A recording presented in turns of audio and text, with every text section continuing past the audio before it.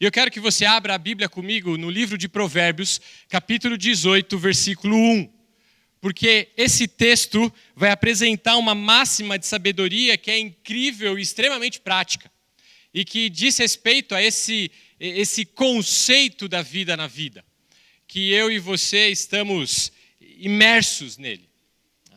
Quero que você leia comigo Provérbios, capítulo 18, versículo 1.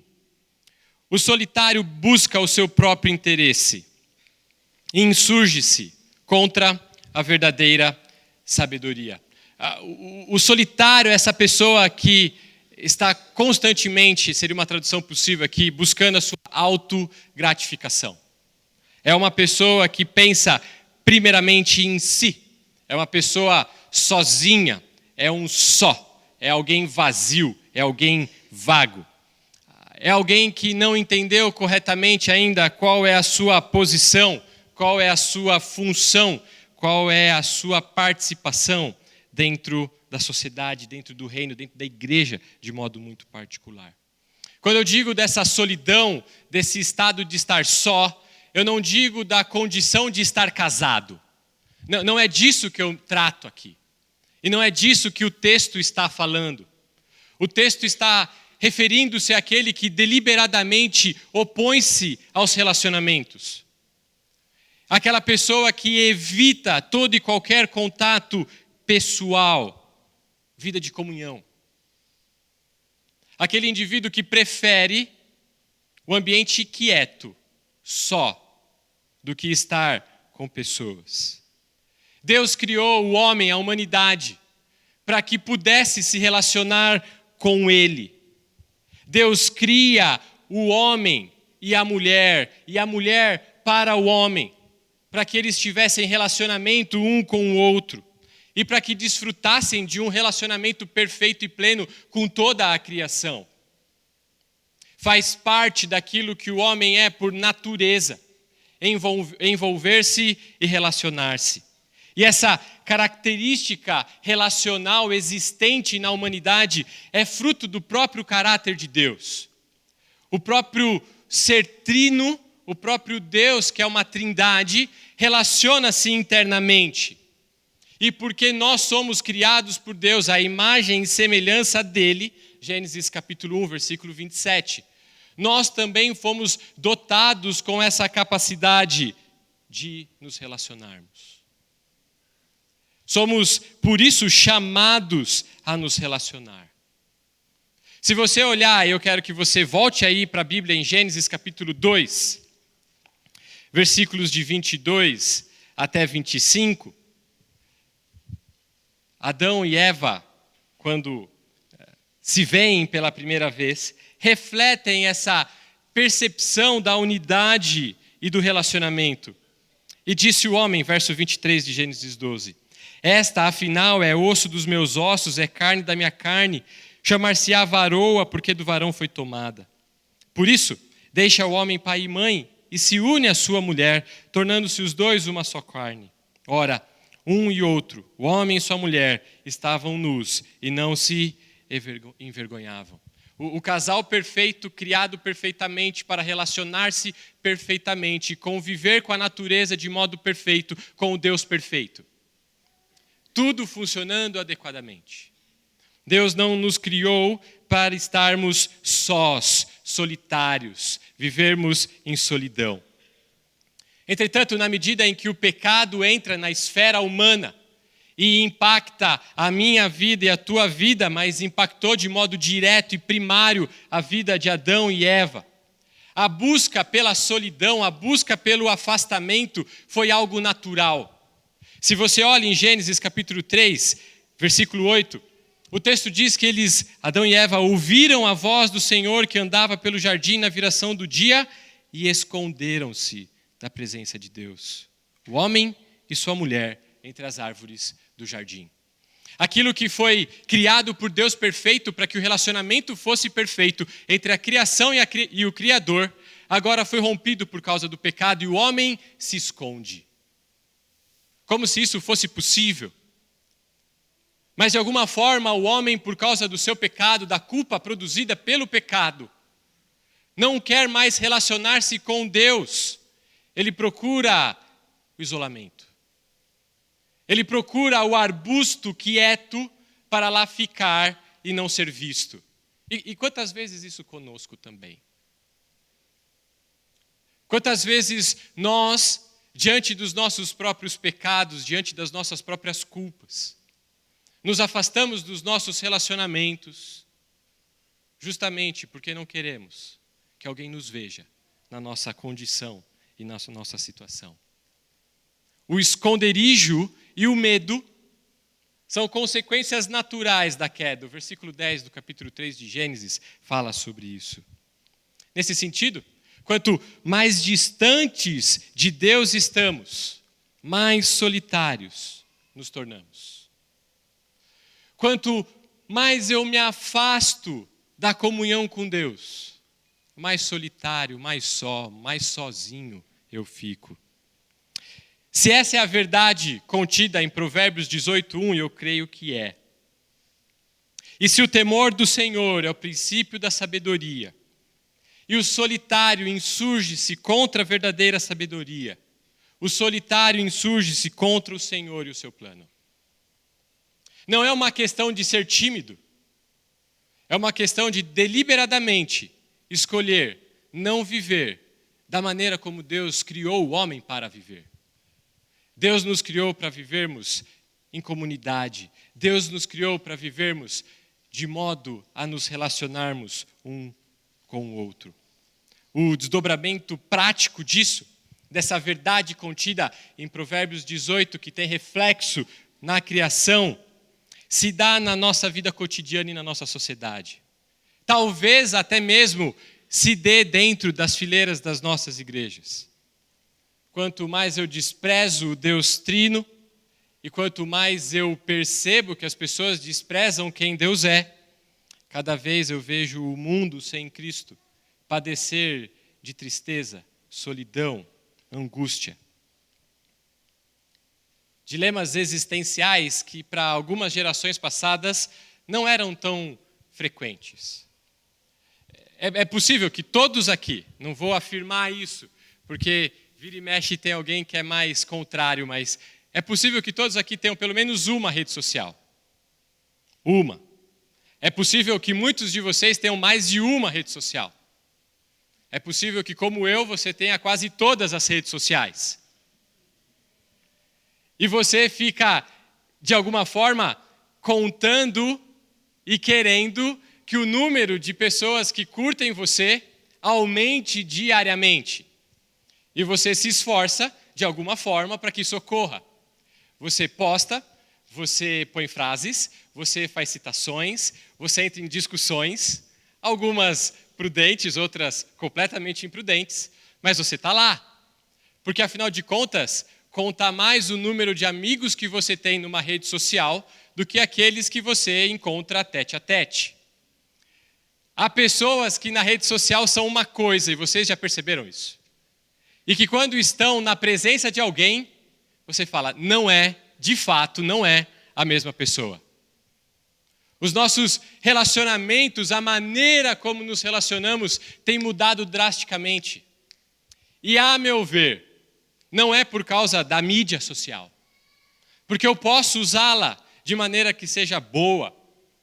É por causa dessa questão de Provérbios 18, onde eu encontro um ambiente onde eu me escondo,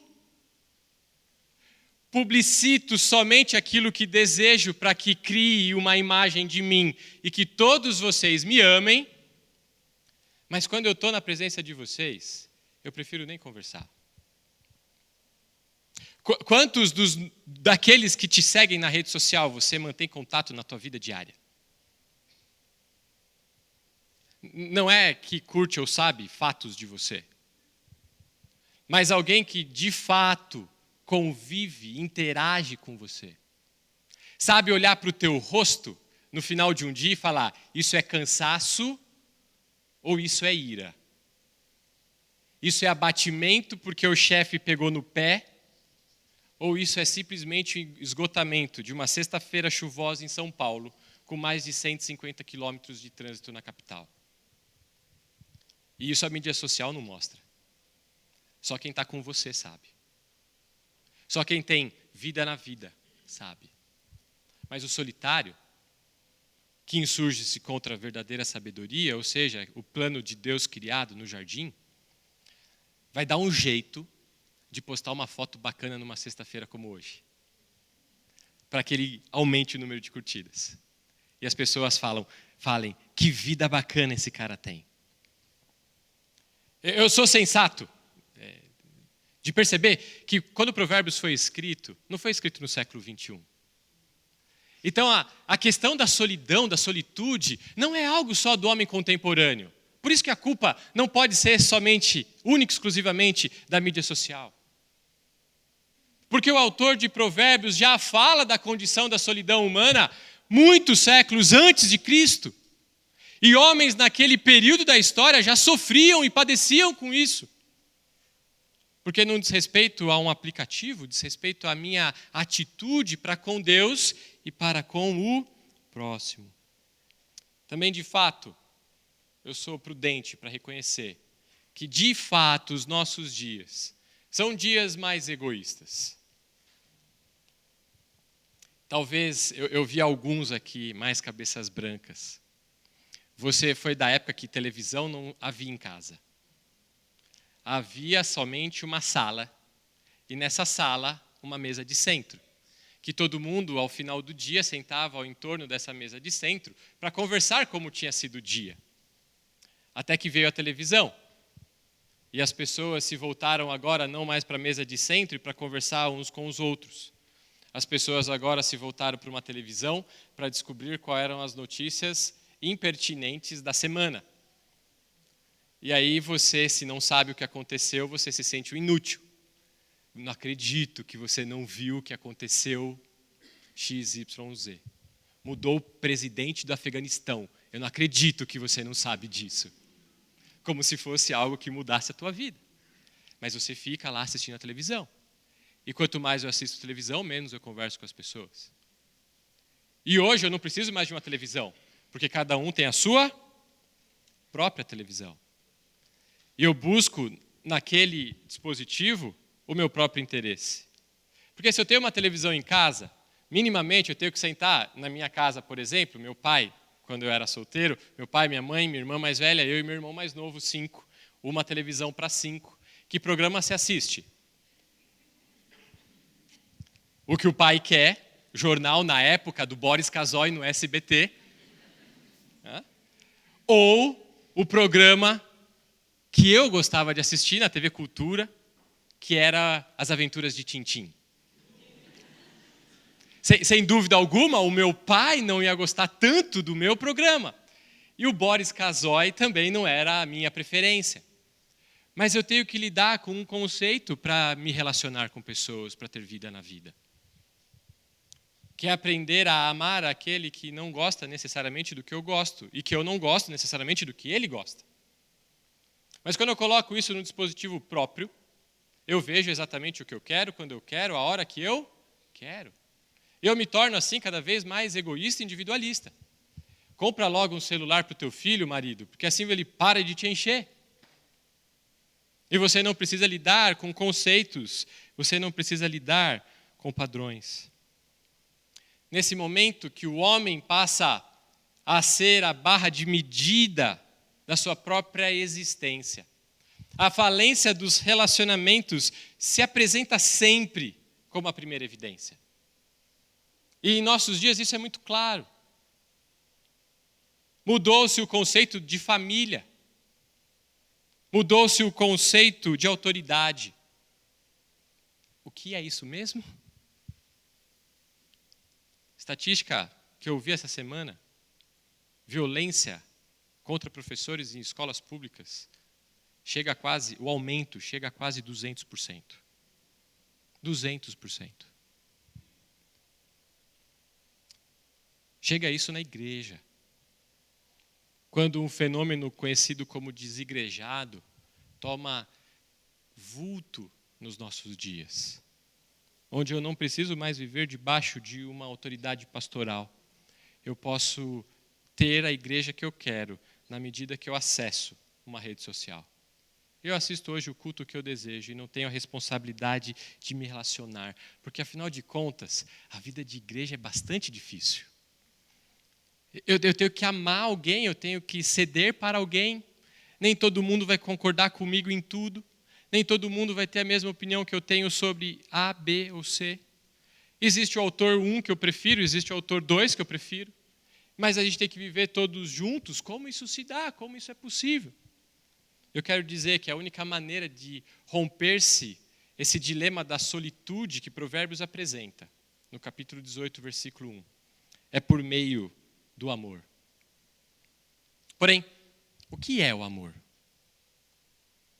Porque essa é uma pergunta que um canal específico da TV a cabo tem feito.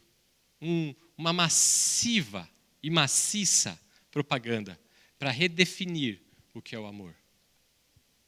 E para pensar na vida, que a gente vai olhar esses 2 dias. Hoje, de modo mais conceitual, e amanhã, por meio de exemplos mais práticos. Eu quero discutir antes com vocês o que é o amor. A partir, não da nossa compreensão do que é o amor, mas a partir daquele que é o amor. Deus é amor. 1 João capítulo 4, versículo 8. E se Deus é amor, por conseguinte, Jesus Cristo também é amor. E amor, nesse sentido, faz parte do ser de Deus, não só como traço do caráter dele, do ser de Deus, mas faz parte do ser de Deus na forma como ele se relaciona conosco. E o texto talvez mais famoso da Escritura diga sobre isso. Porque Deus amou o mundo de tal maneira que deu o seu Filho unigênito, para que todo aquele que nele crê não pereça, mas tenha a vida eterna. Deus, mesmo com a humanidade caída, ama a humanidade caída, se relaciona com a humanidade caída por meio do Filho. Relacionamento está ativo. Vida na vida está ativa. Com isso afirmamos que Deus e Jesus Cristo são o modelo e o padrão de amor. Não se define amor primeiro e então encontra-se essas características do amor que eu defini em Deus. Olha-se para Deus e encontra-se em Deus o padrão de amor e a definição de amor. E então eu me amoldo ao conceito de amor presente no caráter de Deus. Por isso que eu digo, Deus é amor. E essa é uma frase verdadeira. Mas o amor não é Deus.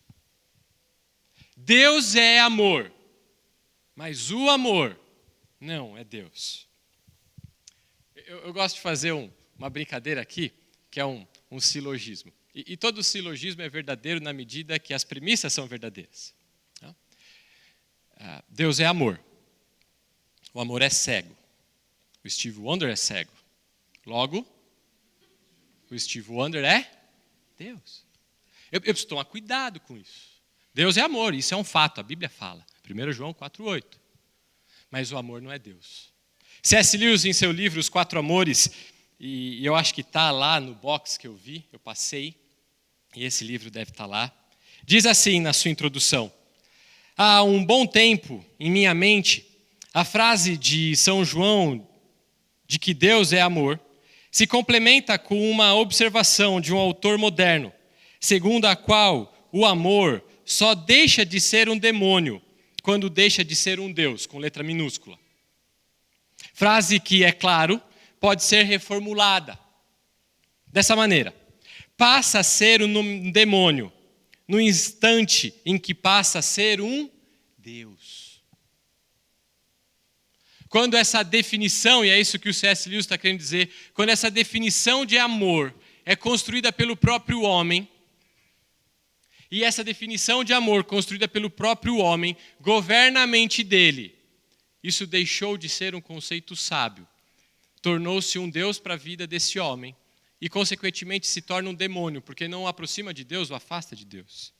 Esse complemento, C.S. Lewis continua, me parece uma salvaguarda indispensável. Se o ignoramos, a salvaguarda, a verdade segundo a qual Deus é amor, poderá furtivamente significar para nós o oposto, que o amor é Deus. E aí, se eu amo, está tudo certo, está certo? Se eu tenho um casamento entre pessoas do mesmo sexo, isso é amor, está certo, está certo? O amor não é Deus, mas Deus é amor. A definição de amor precisa partir do caráter de Deus. E o amor não resume a totalidade do ser de Deus, mas expressa de alguma forma claramente aquilo que Deus deseja que o servo dele reflita, pois ele mesmo é amor. Abre em Deuteronômio capítulo 6, versículo 5. Eu espero que vocês estejam ainda acordados.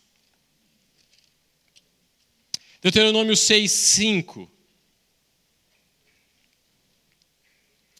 Amarás, pois, o Senhor teu Deus de todo o teu coração, de toda a tua alma e de toda a tua força. Jesus recupera esse conceito lá em Mateus capítulo 22, dos versículos de 37 a 40. Quando Jesus, questionado sobre quais os grandes mandamentos, ele diz, o primeiro e maior de todos os mandamentos é ama a Deus. E o segundo, depois deste, é ama o próximo. Ele é amor, Deus é amor. E quer que os filhos dele amem como ele também é no seu caráter. Mas Deus também, a Bíblia fala sobre isso, é formado por, ou é constituído por muitos outros atributos. Deus é luz, 1 João 1,5. Deus é santo, 1 Pedro 1,16. Levítico 19,2. Deus é bondoso, 1 Pedro 2,3. Deus é espírito, João capítulo 4, verso 24. Deus é compassivo, Deus é justo, Deus é misericordioso, Salmo 116, 5. Portanto, reduzir o ser de Deus, o caráter de Deus a um único atributo, é criar um Deus que nós podemos manipular. E por conseguinte, uma vez que eu crio e manipulo esse Deus, eu duvido desse Deus. Eu questiono a esse Deus. E aí, consequentemente, eu abandono a esse Deus. Porque se o meu conceito de amor estiver errado, a minha interpretação dos fatos, particularmente os fatos dolorosos da vida, serão difíceis de ser compreendidos. Porque o meu conceito de amor talvez passe por um Deus quase Deus Papai Noel, que sempre me dá aquilo que é bom para mim, aos meus olhos. Sempre dá aquilo que é melhor para mim, aos meus olhos. E quando ele não dá o que eu quero, eu desprezo esse Deus.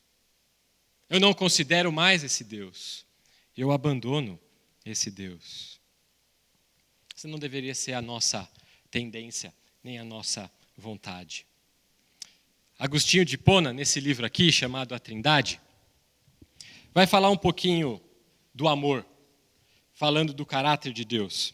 Vou ler uma porção aqui. Mas é preciso permanecer junto a Ele, a Deus, aderir plenamente a Ele, a Deus, para gozarmos de Sua presença, já que por Ele existimos, e em Sua presença não podemos existir. Por Ele existimos, mas na presença dEle, sem a Sua presença, nós não podemos existir. Se você e eu estamos aqui, é porque Deus existe. Não vou entrar nesse tipo de argumento nessa noite. Contudo, como caminhamos pela fé, não pela visão, ainda não vemos a Deus, como disse o apóstolo, face a face. Se não o amarmos agora, nunca o veremos. Mas quem ama o que desconhece? Pode-se conhecer algo e não o amar. Deixa eu exemplificar. Eu conheço o pastor Diogo. Mas por conhecer o pastor Diogo, eu não quero amar o pastor Diogo.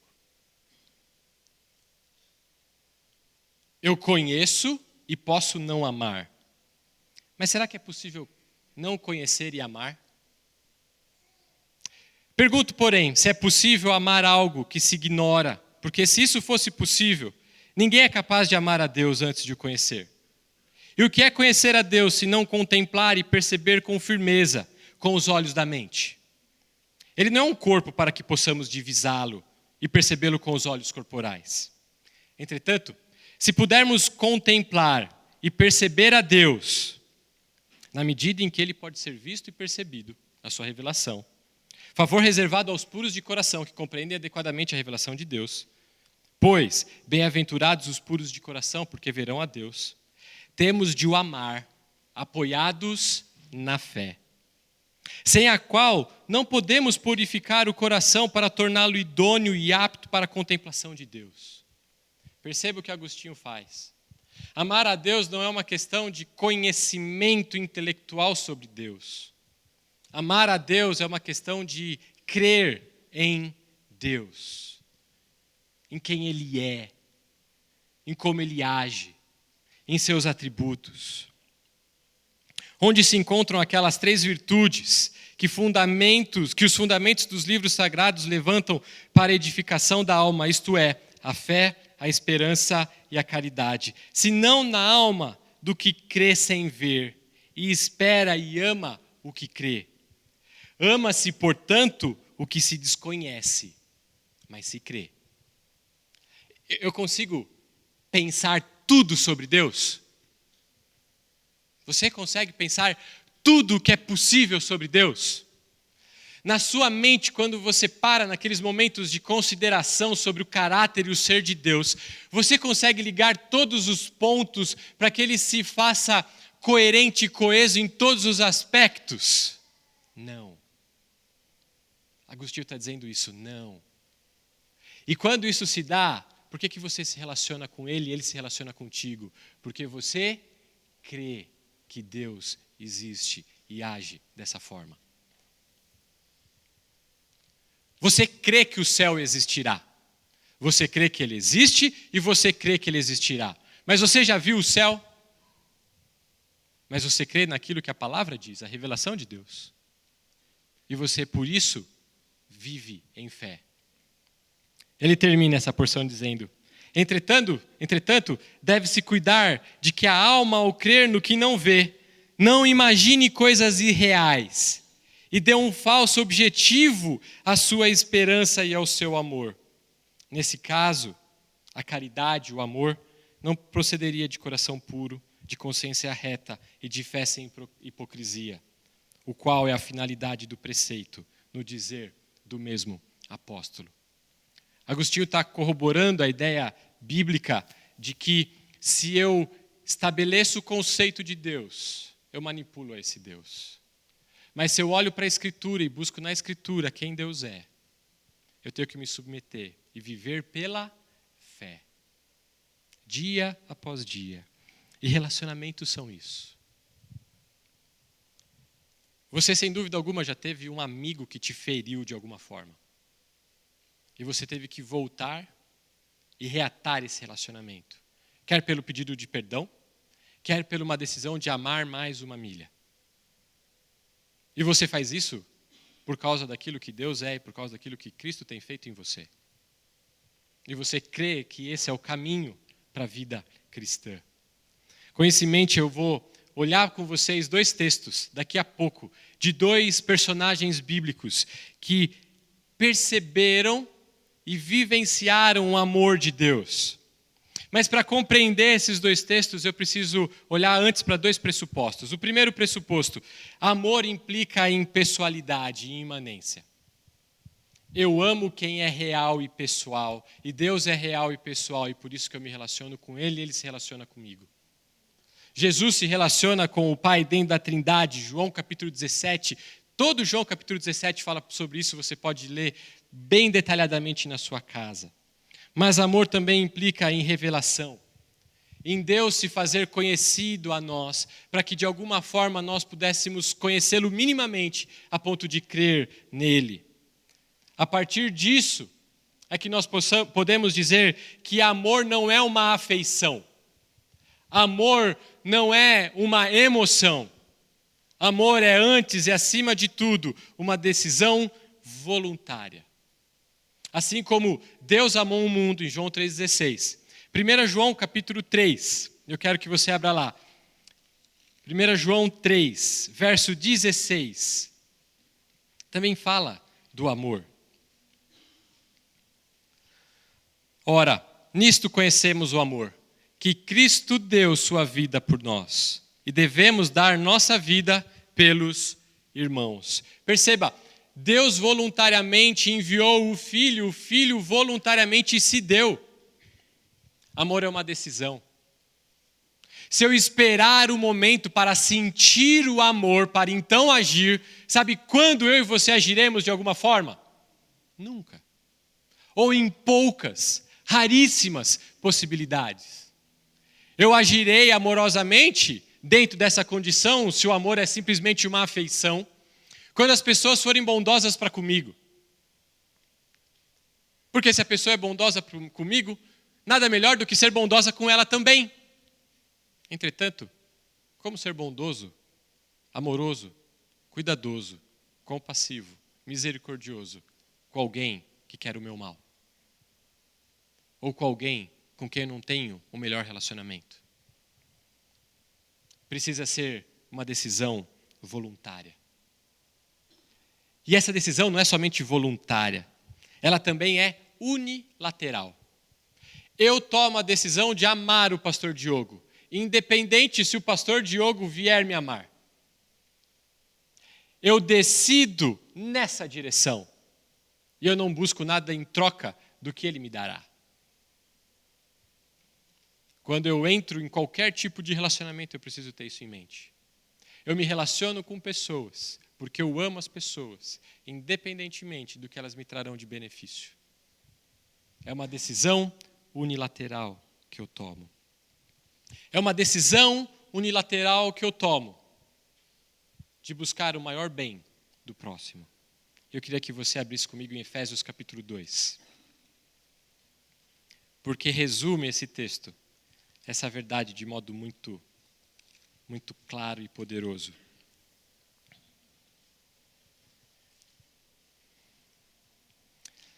Versículo 1. E eu vou pular, eu estou usando aqui a revista atualizada, eu vou pular a primeira frasezinha, tá bom? Do versículo 1. E vou começar a partir do estando, se você tem a revista atualizada. Estando vós mortos nos vossos delitos e pecados, nos quais andastes outrora, segundo o curso deste mundo, segundo o príncipe da potestade do ar, do espírito que agora atua nos filhos da desobediência, entre os quais também todos nós andávamos outrora, segundo as inclinações da nossa carne, fazendo a vontade da carne e dos pensamentos, e éramos, por natureza, filhos da ira, como também os demais. Essa era a nossa condição, essa era a sua condição, essa era a minha condição. Como é que esse homem nessa condição, uma mulher nessa condição, vai querer se relacionar com Deus voluntariamente, de modo unilateral, se ele é um filho da ira? Se os desejos dele são todos inclinados para a desobediência.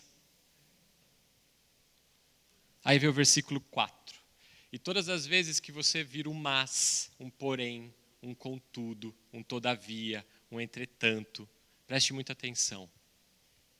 Essa era a condição, versos de 1 a 3. Mas Deus, sendo rico em misericórdia, por causa do grande amor com que nos amou, e estando nós mortos em nossos delitos, nos deu vida juntamente com Cristo. Pela graça sois salvos.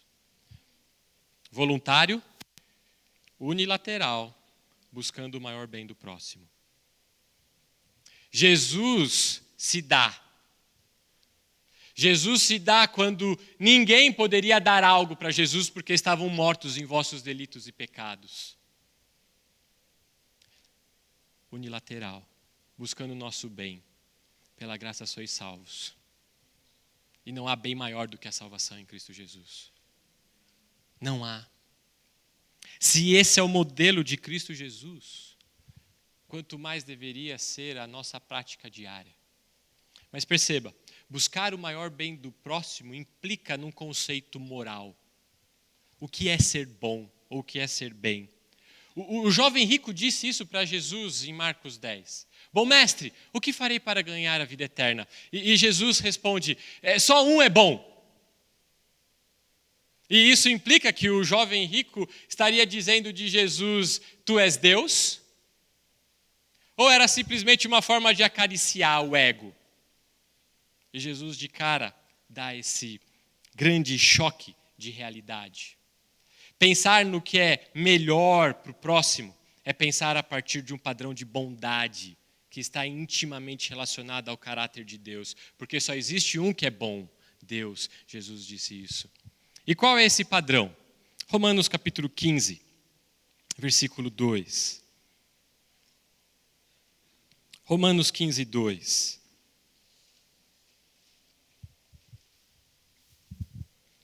Portanto, cada um de nós agrade ao próximo. E você fala, que bom, decisão de amor, vida na vida, cada um de nós agrade ao próximo. Aí ele continua, no que é bom para a edificação. O conceito de amor, uma decisão voluntária, unilateral, que busca o maior bem do próximo, está intimamente relacionado com um padrão de verdade, santidade, pureza e correção que leva à edificação do próximo. Eu não amo alguém quando eu estimulo alguém a pecar. Eu não amo alguém quando eu participo com ele de obra de pecado. Eu não amo alguém quando eu coaduno com algo que eu sei que não agrada, não satisfaz os mandamentos e os preceitos de Deus. Eu não amo. Isso tira todo esse conceito de amor que o mundo tem oferecido para redefinir família, redefinir casamento, redefinir relacionamento. Porque o padrão do amor é o próprio Deus que é bom. Um teólogo disse, amor exige uma regra ou um padrão regulador. Essa regra ou esse padrão é a santidade de Deus. Se eu amo a Deus, eu sigo um padrão. E Jesus, em nenhum momento, abriu mão de nenhum padrão de santidade para os seus filhos. Ele sempre desafiou os seus filhos a amarem em correção, a amarem em pureza, a amarem em santidade. E o nosso desafio é pensar essa vida na vida. Mas Davi é meu amigo, é minha amiga. Como é que os jovens falam hoje? Eu estava vendo outro dia, best friend forever. Até a página 3. Eu vou participar daquilo com meu amigo, porque é meu amigo, isso é amoroso. É aquela velha frase do vovô e da vovó. Se o teu amigo se jogar da ponte, você joga junto? Não é tolo? A regra do amor é a santidade de Deus. É a decisão unilateral, voluntária, de buscar o maior bem do próximo, mas que não viole o padrão da santidade divino. E assim eu vou viver a vida da vida. Assim eu vou olhar para a vida do pastor Diogo e falar, Diogo, desculpa tratar sem um pastor na frente. Diogo, não sei, tive a impressão que eu vi você fazendo alguma coisa que era melhor que você não fizesse. A gente pode conversar a respeito disso? Eu estou amando o Diogo. E se o Diogo vier e falar a mesma coisa para mim, o Diogo está me amando também. Porque o meu desejo é ver o Diogo mais semelhante a Cristo. E o desejo do Diogo é me ver mais semelhante a Cristo.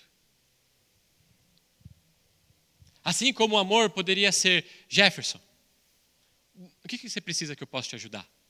O que eu posso orar por você? O que eu posso pensar para te ajudar no teu trabalho? Tem alguma habilidade que eu tenho que seria útil na tua vida? Tem algum recurso financeiro que eu tenho que eu poderia prover para você? Esse é o conceito de amor em comunhão, de vida em comunhão. E essas duas verdades se tornam muito presentes nas Escrituras. O amor que confronta para a santidade e o amor que provê para aquele que precisa. E eu vou pensar nessas duas esferas, minimamente, quando eu olhar para esses dois exemplos que eu quero tratar com vocês. E eu tenho que ser breve, porque senão aí sim eu extrapolo muito o tempo. Abram comigo em Gênesis capítulo 21. Gênesis capítulo 21.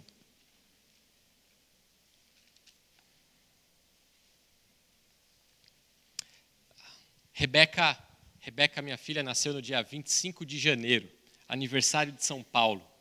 Eu digo que São Paulo parou para ver a minha filha nascer. Nada exaltado esse pai, né? Nada orgulhoso esse pai. Diferentemente da situação do Douglas. A minha filha nasceu um pouco prematura, mas veio direto para os nossos braços, não precisou de nada extra. E esse texto eu li logo que eu cheguei em casa, sábado à tarde, dia 27 de janeiro. Eu fui ler a Bíblia e eu fui ler esse texto. E um amigo meu, americano, um dos autores da editora, me perguntou: o que você aprendeu? Ele estava aqui com a gente, o Dr. Robert D. Jones, há 2 meses atrás. Ele falou: o que você aprendeu nesses 4 meses sendo pai? E eu falei: eu aprendi esse texto aqui, eu queria compartilhá-lo com você. Isaac cresceu e foi desmamado. Nesse dia em que o menino foi desmamado, deu a Abraão um grande banquete. Vendo Sara que o filho de Agar, Ismael, a egípcia, a qual ela dera à luz a Abraão, caçoava de Isaac, disse a Abraão: rejeita essa escrava e seu filho, porque o filho dessa escrava não será herdeiro com Isaac, meu filho. Só um parênteses aqui. Quem é que deu a escrava para Abraão ter um filho? Sara. E é a mesma Sara que agora está pegando a escrava e o filho que ela deu a Abraão e está fazendo o que com eles? Expulsando. Quando o homem tenta fazer aquilo que Deus disse que ele iria fazer, esse é o resultado: confusão. Porque Deus não havia prometido que de Abraão e Sara viria o filho da promessa? Abraão e Sara tinham que, por amor a Deus, fazer o quê? Confiar, esperar em fé. Mas o homem espera. Não, a gente sempre tem um jeito para tudo, né? E Sara pensou no jeito. Pega Agar e dá para Abraão, e ele vai ser o filho. E Deus falou: não, ele não é o filho vem de Sara, foi o que eu prometi para você. Descumpriu, sofreu. Pareceu, verso 11, muito penoso aos olhos de Abraão por causa de seu filho. Disse, porém, Deus a Abraão: não te pareça isso mal por causa do moço e por causa da tua serva. Atende a Sara em tudo que ela te disser, porque por Isaque será chamada a tua descendência. Você fala assim: Davi, isso não é amor. Pegar a mulher e o filho e mandar embora da casa e Deus dizendo: obedece a tua esposa, isso não é amor. Isso não é amor. Não pode ser amor. E aí a nossa cabecinha pira, não pira?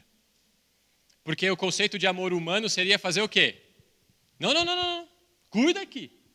Traz aqui.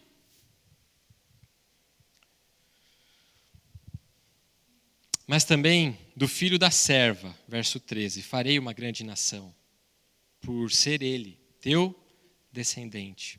Levantou-se, pois, Abrão de madrugada, tomou o pão e um odre de água, pô-los às costas de Agar, deu-lhe o menino e o despediu.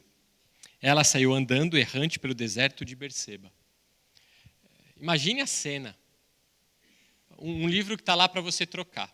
Howard Hendricks, Vivendo na Palavra, num dos capítulos, quando ele fala sobre ler as Escrituras, ele fala: leia a Bíblia imaginativamente. Imagina essa cena. O pai pega a mulher e pega a criança, coloca comida e coloca água nas costas da mulher, faz a mulher dar a mão para o filho, lógico, não era mais uma criancinha, já era um menino crescido aqui, e fala: pode ir. Uma mulher com um filho crescido andando pelo deserto, e ele vira as costas e vai para sua família, e ela vai sozinha. Está imaginando a cena? Tendo-se acabado a água do odre, colocou ela o menino debaixo de um dos arbustos, e afastando-se foi sentar-se, de fronte à distância de um tiro de arco. Eu acho interessante as medidas da Bíblia, né?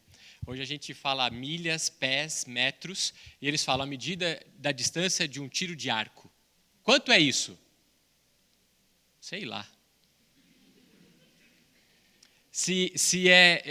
Eu não decorei o nome do marinheiro que estava ali atrás. Lemuel. Vocês viram o tamanho do Lemuel? Possivelmente a distância do tiro de arco do Lemuel é alguma coisa maior do que a força que eu tenho para estirar o mesmo arco e jogar a flecha.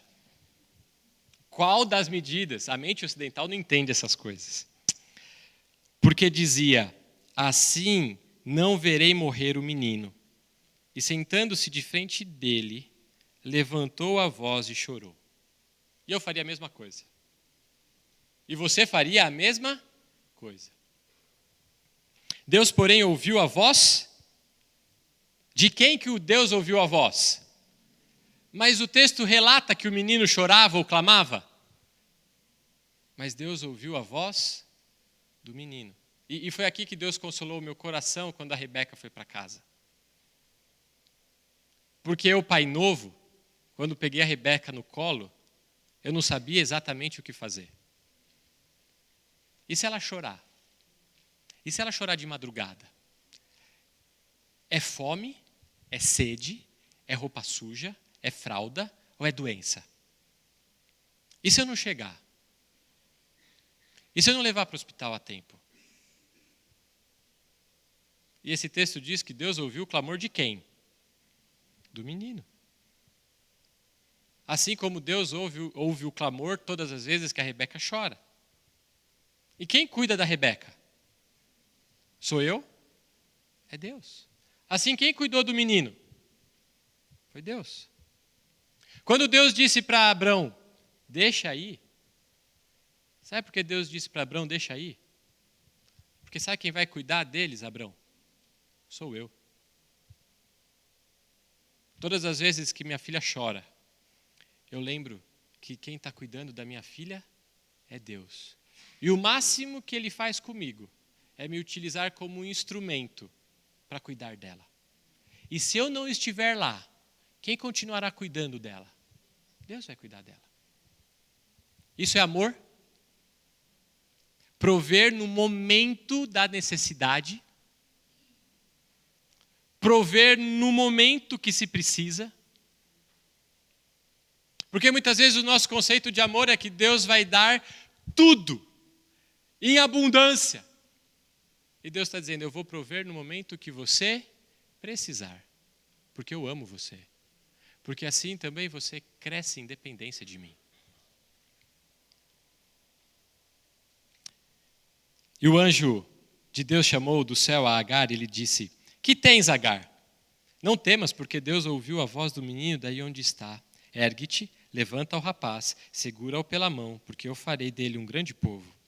Abrindo-lhe Deus os olhos, viu ela um poço de água. Indo a ele, encheu de água o odre e deu de beber ao rapaz. Deus estava com o rapaz, que cresceu, habitou no deserto e se tornou flecheiro. Habitou no deserto de Parã e a sua mãe o casou com uma mulher da terra do Egito. Deus amou Agar? Deus amou Agar. Deus amou o filho de Agar? Deus amou o filho de Agar. O conceito de amor muda. Quando eu olho para essa história, muda. Porque me faz perceber que amor não é dar tudo o que a pessoa pede, mas é prover na medida do necessário, quando há algum tipo de necessidade. O segundo texto que eu quero terminar com vocês está em 2 Coríntios capítulo 12. E vai nessa mesma direção da compreensão do amor por outra perspectiva.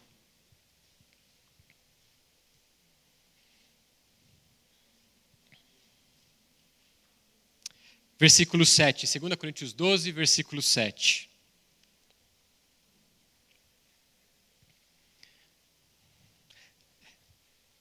Por que eu trago Agar? Só para tornar isso um pouquinho mais prático. Sabe aquela perspectiva que muitas vezes nós temos de, eu não posso ver ninguém padecer? Eu preciso dar tudo para ela antes, de antemão? Necessariamente não. Necessariamente eu vou ter que prover no momento necessário. E aí a gente se consome para dar a melhor escola para os nossos filhos, para dar a melhor roupa, para dar os melhores brinquedos, para dar os melhores passeios. O jovem trabalha para alcançar isso, para não ter necessidade no futuro e quer se aposentar com 35 anos e fazer o primeiro milhão aos 32. porque eu não posso passar necessidade, porque eu vou ser o meu provedor, eu não vou depender de ninguém. Eu começo a perder de vista que tem um Deus amoroso que cuida de mim. Não percam isso de vista. Porque quando eu estiver conversando com um amigo, com um irmão na igreja, eu vou ter que lembrar disso. Segundo texto, 2 Coríntios capítulo 12, verso 7. E para que não me ensoberbecesse com a grandeza das revelações, foi-me posto um espinho na carne, mensageiro de Satanás, para me esbofetear, a fim de que não me exalte. Nós não sabemos qual é o espinho na carne, do qual Paulo fala. Mas a gente só sabe que esse espinho na carne era um mensageiro de Satanás, para que mantivesse Paulo onde ele precisava estar, humilde. E certas manifestações do amor de Deus são permissões para que eu lembre da minha posição de criatura dependente dele. E isso me leve à humildade. Ele continua: por causa disso, pedi 3 vezes ao Senhor que afastasse de mim. Não significa que ele orou uma vez, de manhã, à tarde uma segunda vez, e à noite uma terceira vez, e acabou.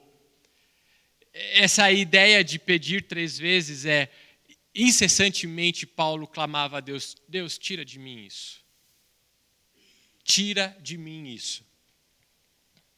Então ele me disse, Deus disse: a minha graça te basta, porque o poder se aperfeiçoa na fraqueza. De boa vontade, pois, mais me gloriarei nas fraquezas, para que sobre mim repouse o poder de Cristo. Pelo que sinto prazer nas fraquezas. Não é que ele é masoquista aqui, tá? Não é aquela cena do filme O Código da Vinci, que aquele homem que sai matando todo mundo dá umas chibatas nas costas ou coloca aquela peça na perna que ele traciona. Vocês lembram do filme? Não é isso. Não é isso. Ele está dizendo, no momento em que eu tenho as maiores provações, as maiores dores e as maiores agonias, eu olho para Deus e vejo que na graça de Deus tudo basta. E essa é a boa e perfeita provisão de Deus para mim. E essa é a forma de eu perceber que Deus tem me amado.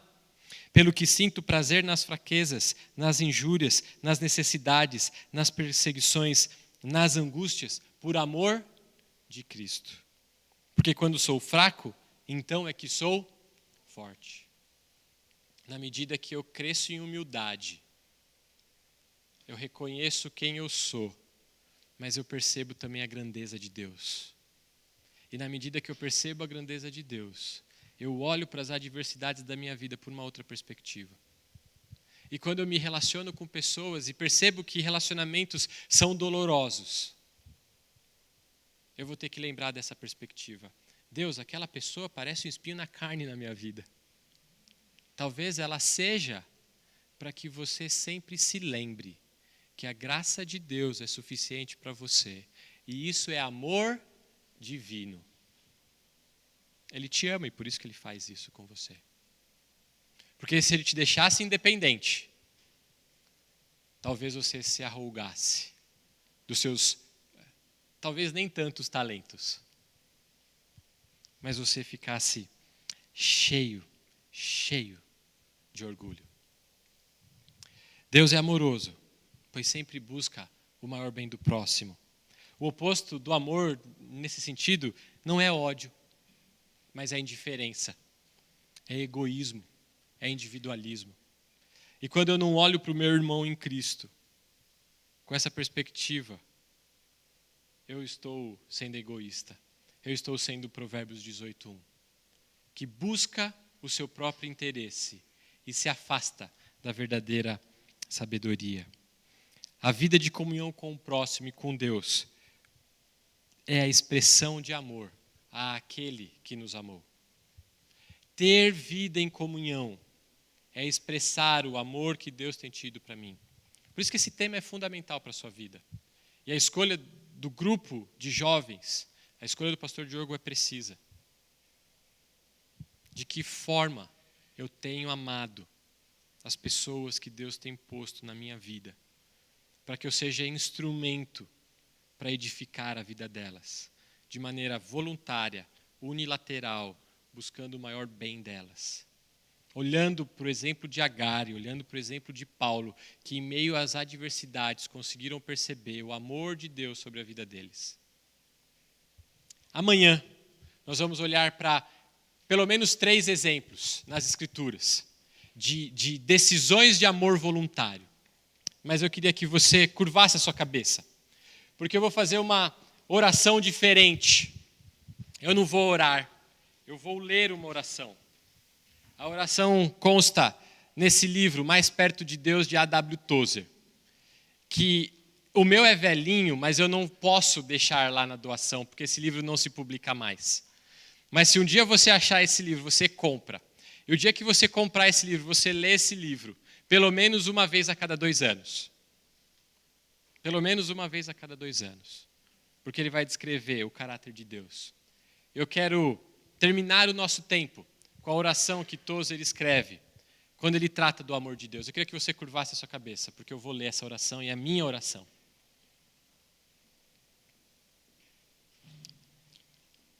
Pai nosso que estás nos céus, nós, teus filhos, nos sentimos frequentemente confusos, ouvindo ao mesmo tempo, em nosso íntimo, as afirmações da fé e as acusações da consciência.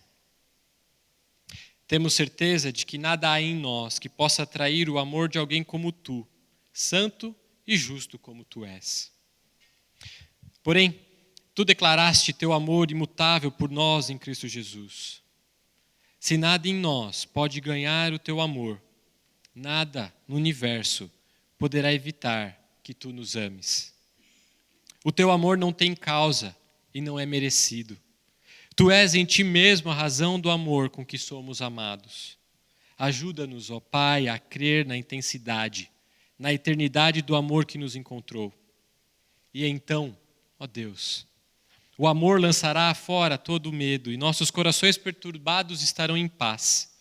Não porque confiemos que somos, mas em quem tu declarastes que és. Em nome de Cristo. Amém.